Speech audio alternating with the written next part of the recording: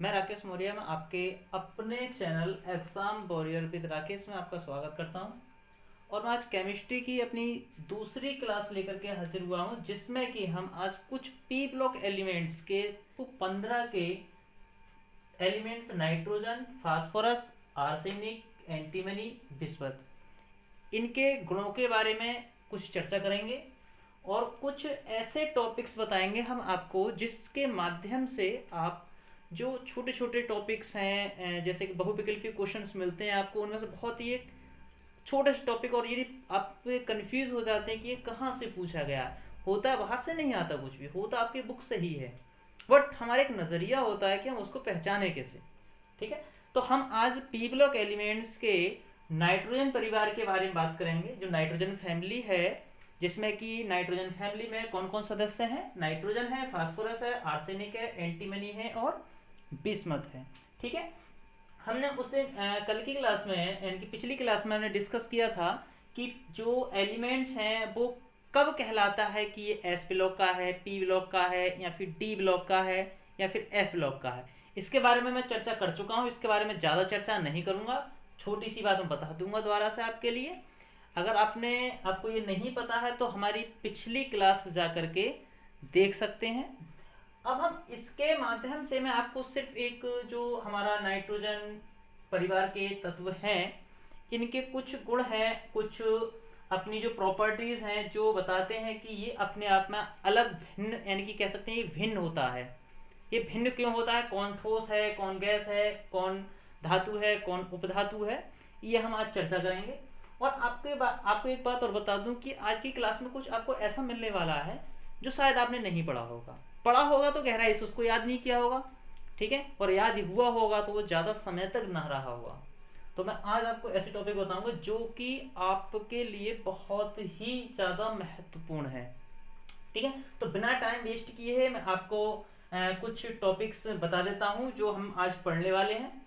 और मैं आपको आज की क्लास को शुरू ही करता हूं कि जैसे कि हम जानते हैं कि पी ब्लॉक एलिमेंट्स, बताया था कि जब इलेक्ट्रॉनिक कॉन्फ़िगरेशन करते हैं किसी भी एलिमेंट्स का, तो उसका जो इलेक्ट्रॉन अंतिम कक्षा में, जिस कक्षा में जाके गिरता है हम, तो वो उसी ब्लॉक का कहलाता है। जैसे कि हम इलेक्ट्रॉन भरते भरते भरते भरते हम पी ब्लॉक तक पहुंच गए तो पी ब्लॉक एलिमेंट्स कहलाया। भरते भरते अगर एस पे समाप्त हो गया तो वो एस ब्लॉक एलिमेंट्स कहलाया।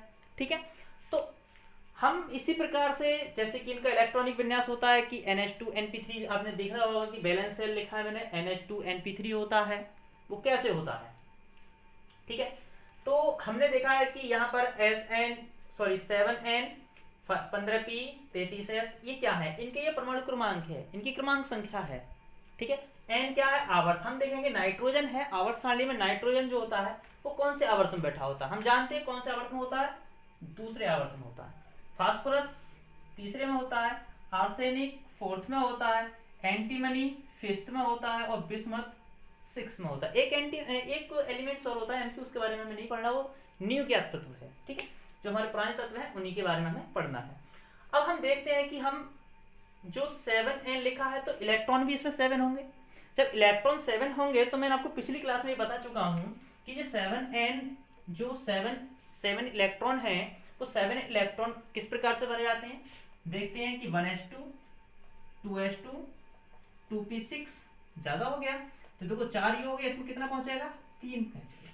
और हम देखते हैं कि जो आवर्त है वो कौन सा है, वो दूसरा है, तो यानी कि हम इसको क्या बोलेंगे, NH2। लास्ट में देख लेते हैं जो दूसरा आवर्त में कौन कौन आया, एक S आया, एक P आया, जिसमें कि S फुल भरा हुआ है, P में अर्ध अर्ध कह सकते हैं इसको, अर्ध भरा हुआ है, ये कह सकते हैं अपूर्ण है।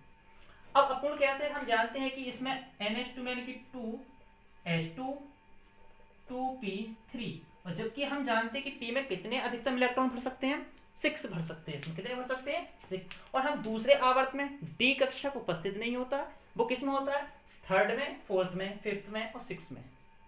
डी कक्षक इसमें नहीं होता, डी कक्षक कहाँ होता है, सिक्स में, सॉरी थर्ड में होगा, फोर्थ में, सेकंड आवर्त में नहीं होता है, सेकंड आवर्त में नहीं होता है। तो इस प्रकार से इसका इलेक्ट्रॉनिक विन्यास कितना होगा, फास्फोरस का ये 3s2 होगा, 3p3 होगा।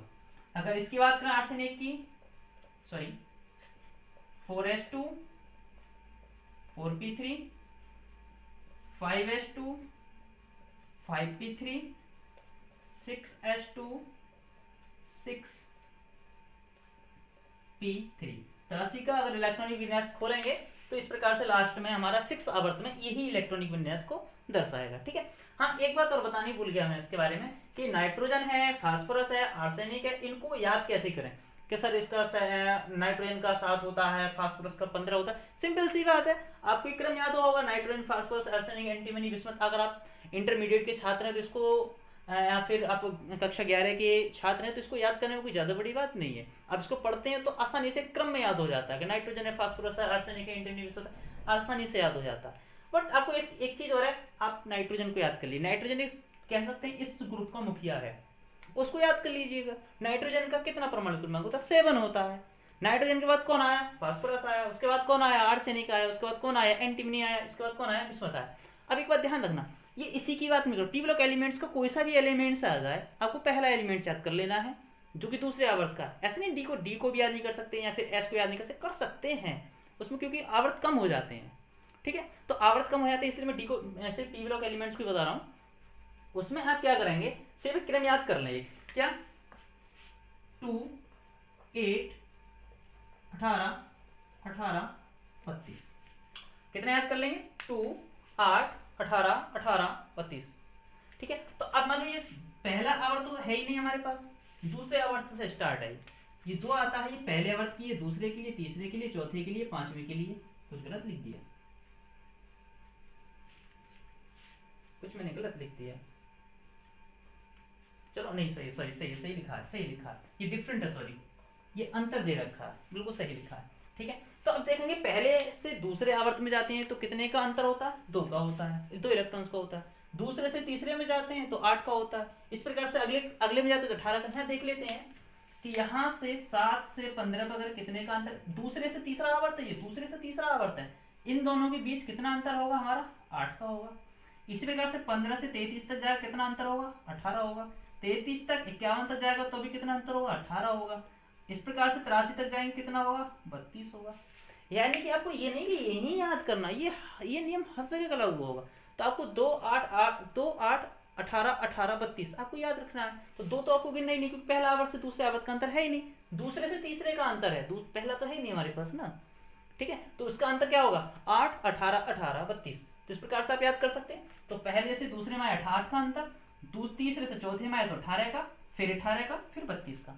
इस प्रकार से आप इनका अंतर याद कर लेंगे तो किसी का परमाणु क्रमांक याद करने की आवश्यकता ही नहीं है, मौखिक लिख सकते हैं। ठीक है, अब एक चीज और बता दूं मैं आपको कि हमने बताया था कि मैं सिर्फ 2 के बारे में समझाऊं, बाकी ये सेम प्रॉपर्टीज शो करेंगे। ठीक है, ये तो समझ में आ गया होगा। देखते हैं कि जैसे कि यहाँ पर देखते हैं कि S कक्षक है तो S में 1 कक्षक होता है और P में 3 कक्षक होते हैं। ठीक है, यहां पर भी S में 1 कक्षक होता है, P में 3 कक्षक होते हैं। मैं इस 2 के बारे में बताऊंगा, बाकी तो सब सेम प्रॉपर्टीज शो करेगा। ठीक है, हमने बताया कि यहाँ पर जो दूसरा आवर्त है, दूसरे आवर्त में डी कक्षक उपस्थित नहीं होता है, दूसरे आवर्त में डी कक्षक नहीं होता, तीसरे में डी कक्षक होता है, मगर यहाँ है नहीं। ठीक है, फोर्थ में भी होगा। चलो मैं यहाँ बना लेता हूँ, चलो यहाँ भी बना लेता हूँ। ठीक है, अब हम जानते हैं कि ये हमारा S का है, ये P का है, ये S ब्लॉक, ये P ब्लॉक, ये S ब्लॉक, ये P के बाद कौन सा आएगा? D block.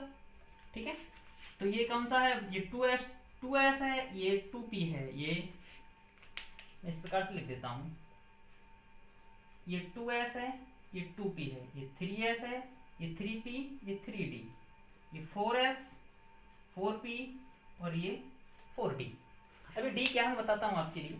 इसमें कितने कक्षक होते हैं? 3 कक्षक होते हैं। इसमें 3 होते हैं, इसमें 3 होते हैं, S में 1 होता है। D में कितने होते हैं? 5 होते हैं। 1 2 3 4, 1 2 3 4 5 होते हैं। 1 2 3 4 5 कक्षक हो गया। ठीक है, इस प्रकार से सेम ये भी क्या होगा? सेम होगा। ठीक है, नीचे अब ये क्या है? बैलेंस सेल क्या होता है मैं आपको समझा देता हूं बहुत ही स्पष्ट तरीके से आपको, कि यहाँ पर S में 2 इलेक्ट्रॉन हैं और ये क्यों जरूरी है ये भी बता देता हूँ आपको। इसमें 2 इलेक्ट्रॉन भरते हैं, इसके बाद P में 3 इलेक्ट्रॉन, तो पहले एक कक्षक में पहुंचाते हैं 1 इलेक्ट्रॉन के लिए, 1 2 3, तो 3 ही है और 3 ही भरे जाएंगे, इससे ज्यादा इसमें हम नहीं भर सकते। ठीक है, इस प्रकार से यहाँ पर भी 2 इलेक्ट्रॉन इसमें है, 1 2 3। इस प्रकार से यहाँ पर भी 2 इलेक्ट्रॉन है, 1 2 3। यहाँ पर देखो P में 3 इलेक्ट्रॉन है, S में 2 इलेक्ट्रॉन है, D में 0 है। ठीक है, यहाँ पर D में 0 है, यहाँ पर 3 है, यहाँ पर 2 है, यहाँ पर 2 है, यहाँ पर 3 है, यहाँ पर D में 0, ऐसे सेम नीचे चलेगा।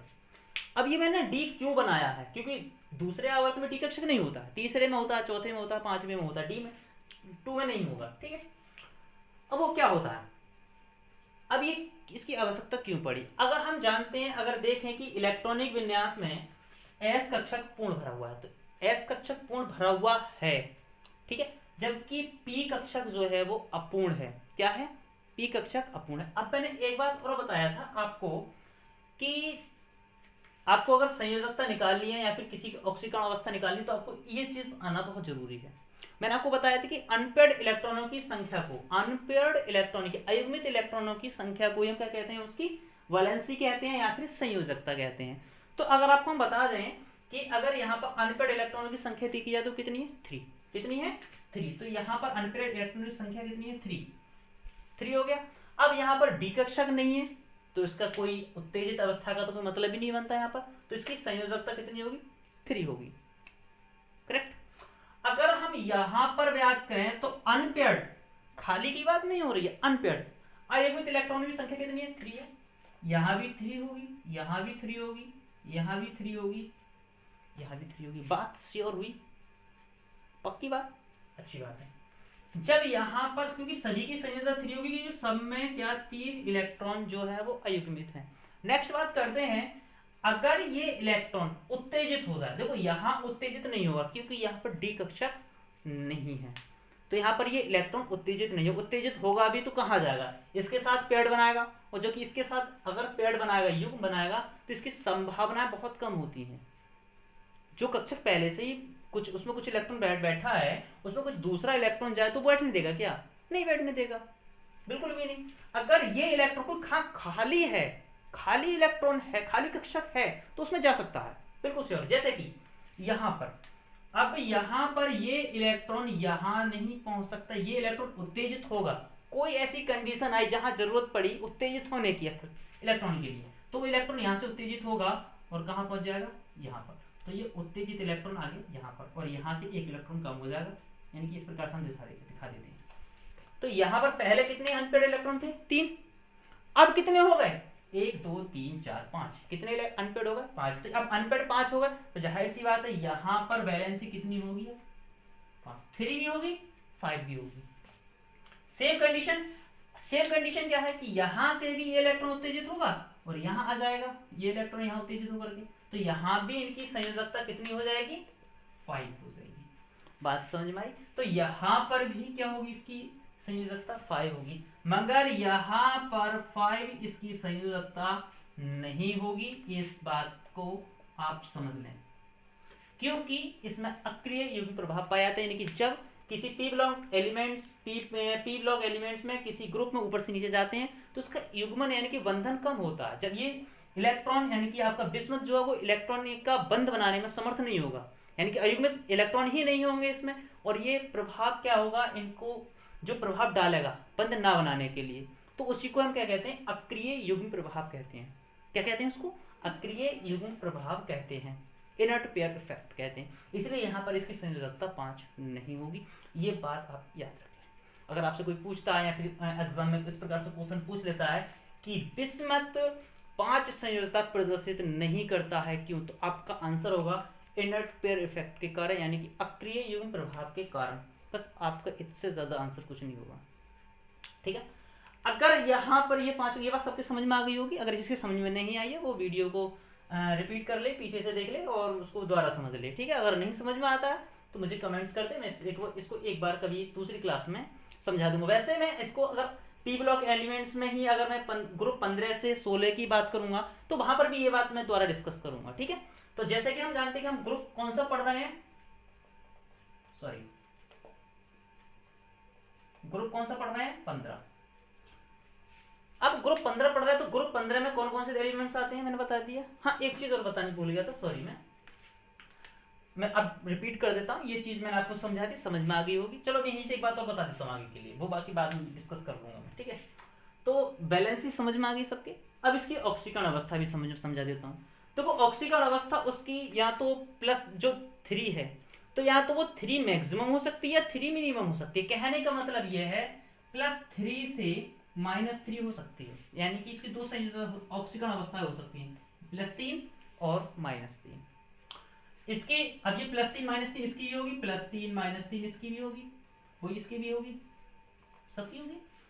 व्हाट आप सुनिए सर, ये प्लस जो 5 दे रखा है, 5 संयुक्त दे रखी है, तो इसकी भी +5 -5 होनी चाहिए, मगर नहीं, इसकी सिर्फ +5 होगी, -5 नहीं होगी, क्योंकि ये उत्तेजित इलेक्ट्रॉन के कारण इसकी संयुजता 5 हुई, इसलिए नेगेटिव ऑक्सीकरण अवस्था को प्रदर्शित नहीं करेगा, ये बात ध्यान रखना, ठीक है। तो ये सभी की क्या होगी, +5 इसकी संयोजकता होगी, ठीक है। -5 इसकी सॉरी इसकी जो ऑक्सीकरण अवस्था +5 होगी, -5 नहीं होगी। यहां तक आप सब समझ चुके होंगे। ऐसे एक छोटा सा क्वेश्चन मैं बताना भूल गया शुरू में, कि जो ग्रुप 15 है जिसको नाइट्रोजन फैमिली बोलते हैं, इन नाइट्रोजन परिवार के तत्वों को हम निकोजन से भी बोलते हैं। क्या बोलते हैं इसको, निकोजन्स बोलते हैं, निकोजन्स, ठीक है। कभी कभी पूछ लेते हैं कि निकोजन्स क्या कहलाते हैं, तो आपका सीधा सीधा आंसर होगा क्या, कि नाइट्रोजन परिवार के तत्वों को ही हम क्या कहते हैं, हम निकोजन्स कहते हैं। अब एक क्वेश्चन पीछे शायद लास्ट ईयर एक क्वेश्चन पूछा गया था कि निकटाइड्स क्या होते हैं, निकटाइड्स क्या होते हैं, तो कंफ्यूज हो गए बच्चे कि निकटाइड्स क्या होते हैं। तो निकटाइड्स से सोच के पीवलोक एलिमेंट्स को निकटाइड्स कहते हैं, नहीं, पीवलोक एलिमेंट्स के बने यौगिकों को, पीवलोक एलिमेंट्स के बने यौगिकों को हम क्या बोलते हैं, निकटाइड्स बोलते हैं। ये बात ध्यान रखना, यानी कि इनके यौगिकों को, पीवलोक एलिमेंट्स के यौगिकों को क्या बोलते हैं, निकटाइड्स बोलते हैं, निकटाइड्स। इसको पी से लिखते हैं, PNICITIDES, निकटाइड्स, ठीक है। ये बात आप ध्यान रखना, मोस्ट इंपोर्टेंट बात है ये, जो मैंने बताया कि निकोजन्स और निकटाइड्स, निकोजन्स बोलते हैं ग्रुप 15 के एलिमेंट्स को, और निकटाइड्स बोलते हैं उनके यौगिकों को, ठीक है। आई होप कि ये सारी बातें समझ में आई होंगी, ठीक है। देखो यहां से बहुत सारे क्वेश्चंस बनते हैं, अब मैं आपको बता देता हूं कहां से, कि अनपेड इलेक्ट्रॉन्स क्या होता है, उत्तेजित अवस्था कौन सी होती है, इनकी संयोजकता हम कैसे निकालते हैं, और इनकी ऑक्सीकरण अवस्था कैसे दर्शाते हैं। तो ये सारी बातें समझ में आ गई। अब एक छोटी छोटी बातें हो रही है, वो और बता देता हूं मैं आपके लिए, कि अगर हम देखेंगे कि जो वैलेंस सेल है वो NH2NP3 है ग्रुप 15 के लिए, ग्रुप 16 में जैसे हम पहुंचेंगे तो यहां पर एक इलेक्ट्रॉन बढ़ जाएगा, कितना हो जाएगा, NH2NP4, क्या हो जाएगा, NP4, और जब तक बढ़ेगा जितने इलेक्ट्रॉन रख सकता है, 6 रख सकता है, 6 तक जाएगा, इससे आगे नहीं जाएगा। अगर इससे आगे पहुंचा तो D में पहुंचेगा, तो D ब्लॉक एलिमेंट्स कहलाएगा, P नहीं कहलाएगा, ठीक है। कुछ अपवाद है, अपवाद की भी हम बात कर लेंगे, ठीक है। अब हम nitrogen, phosphorus, arsenic, antimony, bismuth, इसमें एक चीज और बता देता हूं मैं, नाइट्रोजन और फास्फोरस जो होते हैं वो अधातु होते हैं, क्या होते हैं, अधातु। आर्सेनिक और एंटीमनी उपधातु होते हैं, और बिस्मथ एक धातु होता है, क्या होते हैं, धातु होते हैं। और एक बात और, ये सब क्या होते हैं, नाइट्रोजन एक गैस होता है, सब जानते हैं नाइट्रोजन गैस है, ये क्या है, गैस है, और बाकी ये सभी सॉलिड होते हैं, क्या होते हैं, सभी सॉलिड होते हैं, यानी कि सभी ठोस अवस्थाओं में पाए जाते हैं। एक चीज और यहीं से लिख नहीं रहा हूं, बोर्ड पे थोड़ा सा जगह कम है। अगर नाइट्रोजन, फास्फोरस, आर्सेनिक, एंटीमनी और बिस्मथ में इनकी परमाणुकता की बात करें, एटॉमिक की बात करें इनकी, तो नाइट्रोजन जो होता है वो डाइएटॉमिक होता है, जिसको हम N2 लिखते हैं, और ये सब फास्फोरस, आर्सेनिक, एंटीमनी, बिस्मथ, ये सब क्या होते हैं, टेट्रा एटॉमिक होते हैं, चतुष्परमाणुक होते हैं। क्या होते हैं, चतुष्परमाणुक होते हैं, जैसे लिखा भी देखा होगा आपने कि P4, AS4, Sb4, ठीक है। तो ये क्या होते हैं, इनको चतुष्परमाणुक भी हम बोलते हैं। इतनी बात सभी को समझ में आई। रिपीट करता हूं कि जो नाइट्रोजन होता है गैसीय अवस्था होती है, बाकी सब सॉलिड होते हैं। और नाइट्रोजन एक गैस है, बाकी सब सॉलिड है। नाइट्रोजन में अगर देखा जाए तो ये सिर्फ डाइएटॉमिक है। क्या है? डाइएटॉमिक। बाकी सब क्या है? टेट्राएटॉमिक, यानी कि वो द्विपरमाणुक है, और बाकी के सब चतुष्परमाणुक है। क्लियर हुई बात? अगली बात करते हैं अगर हम, ये तो रही इनकी छोटी छोटी बेसिक बातें, और इन बेसिक बातों में इनके ग्रुप से संबंधित कुछ बातें और हैं इनके ग्रुप में, जो कि अलग अलग सभी में काम आएगा।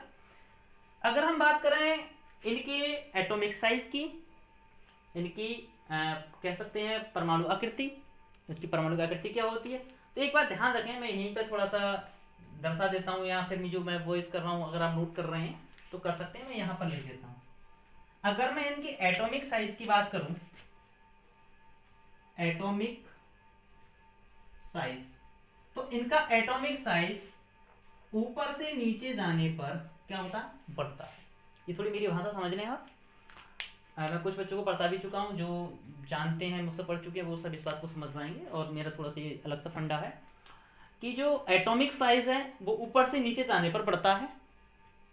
यानी कि अगर हम नाइट्रोजन से नीचे के लिए चलेंगे तो नाइट्रोजन का छोटा होगा, फास्फोरस का बड़ा होगा, फास्फोरस की अपेक्षा आर्सेनिक का बड़ा होगा, आर्सेनिक की अपेक्षा एंटीमनी का बड़ा होगा। समझ गए बात? अगर हम इनके बाद इनकी डेंसिटी की बात करें, घनत्व की, इनकी डेंसिटी की बात करें, घनत्व की बात करें, तो घनत्व का भी सेम प्रोसेस है। घनत्व भी ऊपर से नीचे जाने पर क्या होता है? बढ़ता है। ठीक है, इनकी डेंसिटी होती है वो क्या होती है बेटा? नीचे से ऊपर जाने पर बढ़ती है। क्लियर हुई बात? अब ये चलो, ये क्वेश्चन मैं आपको बता रहा हूँ, ये क्वेश्चन खैर जो बच्चे कंपटीशन से जुड़े, ये नहीं सोचना कि ये सिर्फ हमारे इंटरमीडिएट के लिए ही है। अब जो बच्चे देख रहे हैं इसके लिए, जो लोग देख रहे हैं इसके लिए, जो फ्रेंड्स, तो उनके लिए बता दूं कि ये जरूरी नहीं कि आपको इंटरमीडिएट में ही मिलेगा। हाँ, इंटरमीडिएट के लिए इंपॉर्टेंट है, बट ये कंपटीशन एग्जाम में बहुत ज़्यादा पूछा जाता है।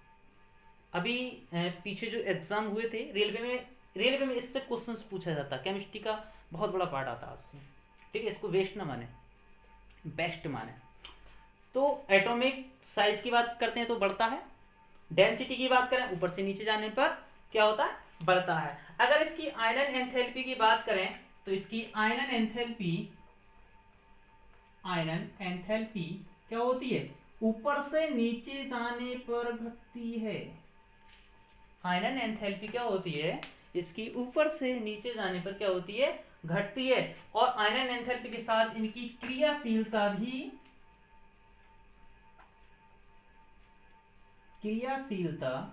क्या होती है? घटती है। क्रियाशीलता से एक इंपॉर्टेंट क्वेश्चन आता है, मैं बताता हूं कैसे आता है। एक अपवाद है इसमें छोटा सा। क्रियाशीलता ऊपर से नीचे जाने पर क्या होती है? घटती है। बट एक इसमें अपवाद है। अपवाद क्या है? छोटा सा अपवाद है। नाइट्रोजन फास्फोरस, घटने का क्रम यही तो होगा, नाइट्रोजन फास्फोरस आर्सेनिक एंटीमनी और बिस्मथ, यही तो होगा। बट ये गलत है। बस इसमें एक अपवाद यही है कि ये नाइट्रोजन से स्टार्ट ना होकर के ये फास्फोरस से स्टार्ट होता है, और नाइट्रोजन की क्रियाशीलता कम होती है।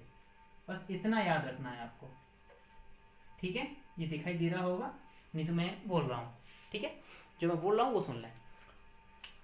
तो ये थोड़ा सा अपवाद है क्रियाशीलता में। तो क्रियाशीलता से क्वेश्चन पूछा गया है, ये हमेशा कंपटीशन को एग्जाम में बहुत ज्यादा पूछा कि जो नाइट्रोजन फैमिली है उनकी क्रियाशीलता का क्रम क्या है। ये क्वेश्चन क्रम में आता है, इसी प्रकार से पूछा जाता है। 4 विकल्प दिए होंगे अलग अलग तरह से, वो यहाँ से एक क्वेश्चन पूछ लिया जाएगा। ठीक है, तो मैं एक बार और बता देता हूँ, ये मैंने आपको जो पढ़ाया कि जो आवर्त हैं वो आवर्त किस माध्यम से उनके जो एलिमेंट्स हैं किस प्रकार से प्रभावित होते हैं, और उनके इलेक्ट्रॉनिक विन्यास को किस प्रकार से प्रदर्शित करते हैं।